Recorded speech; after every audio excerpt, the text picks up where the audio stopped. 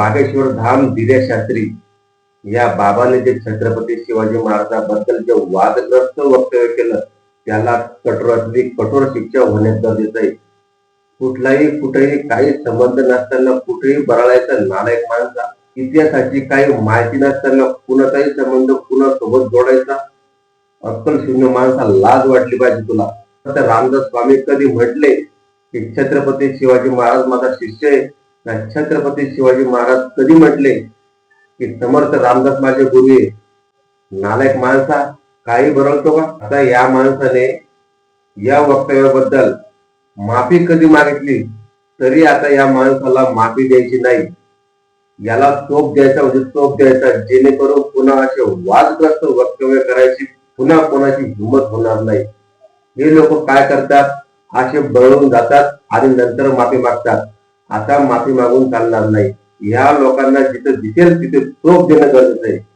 अक्कल शून्य माणसा काय म्हणतो, छत्रपती शिवाजी महाराज थकले होते मग त्यांनी समर्थ रामदासांना म्हटलं की नाही आता तुम्ही आपला कारभार सांभाळा. अरे छत्रपती शिवाजी महाराज हे कधीच थकले नाही.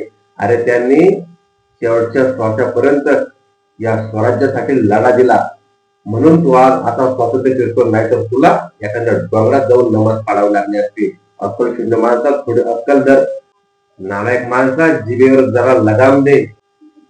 तुझा जो माज असेल ना तो दुसरीकडे दाखव, छत्रपती शिवाजी महाराजांसमोर नाही.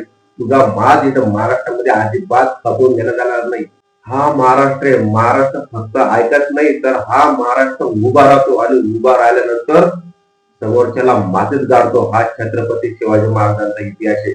नालायक माणसा, जर तुला छत्रपती शिवाजी महाराजांचा इतिहास माहिती नसेल तर एकदा छत्रपती शिवाजी महाराजांचा इतिहास एकदा चालून बघ. बऱ्याच दिवसापासून काही लोकांचं छत्रपती शिवाजी महाराजांना कमी लेखण्याचा यांचं षडयंत्र चालू आहे. जर या व्यासपीठावर मोहन भागवत, नितीन गडकरी, देवेंद्र फडणवीस साहेब होते तर यांनी या माणसाला मुळीच रोखायला पाहिजे होतं.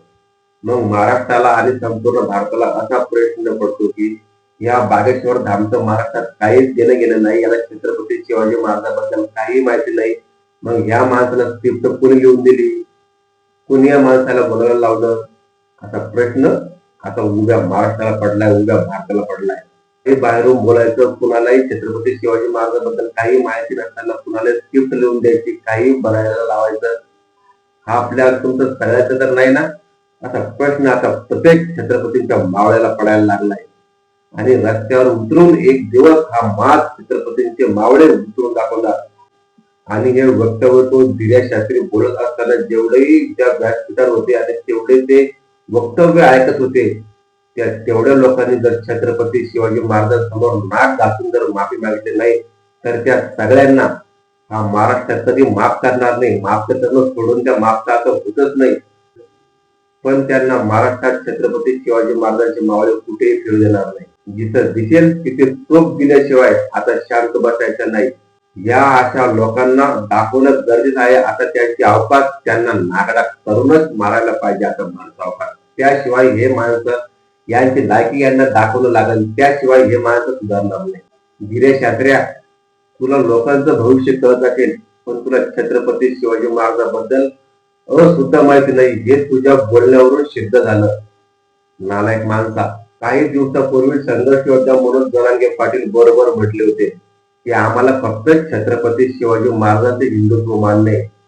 हे या अशा ढोंगे बाबांच्या म्हणण्यावरून आज कळालं की जरांगे पाटील बरोबर म्हणत होते म्हणून. फडणवीस साहेब, तुम्ही स्वतःला छत्रपती शिवाजी महाराजांचा मावळा समजतात, पण तुम्ही छत्रपती शिवाजी महाराजांचा मावळा नाही तर तुम्ही छत्रपती शिवाजी महाराजांच्या नावावर राजकारण करून पुढे भाजून घेणारा डोमकावळा आहे. जर तुमच्या छत्रपती शिवाजी महाराजांबद्दल थोडी आस्था असती तर तो बाग्या बळत असताना तुम्ही त्याच्या खणखण कानाखाली लावले असते. या धीरेंद्र शास्त्री बाबाचा महाराष्ट्रात काही संबंध नाही याच्या वादग्रस्त वक्तव्यावर असं लक्षात येतं की याला कोणी त्याला स्क्रिप्ट लिहून दिलेली आहे आणि याचा पाठपुरावा होणं गरजेचं आहे. ज्या वेळेस ही स्क्रिप्ट परत लिहून दिली, काय झालं हे सगळं समोर येईल, त्यावेळेस कुणालाही सुट्टी भेटणार नाही आणि सगळ्यांना चोप दिल्याशिवाय आता शांत बसायचं नाही. जेवढे त्या व्यासपीठावर होते त्यांनी सगळ्यांनी छत्रपती शिवाजी महाराजांसमोर नाक घासून माफी मागणे गरजेचं आहे, नाहीतर त्यांना महाराष्ट्रात छत्रपती शिवाजी महाराजांचे मावळे कुठेही फिरू देणार नाही. जय शिवराय.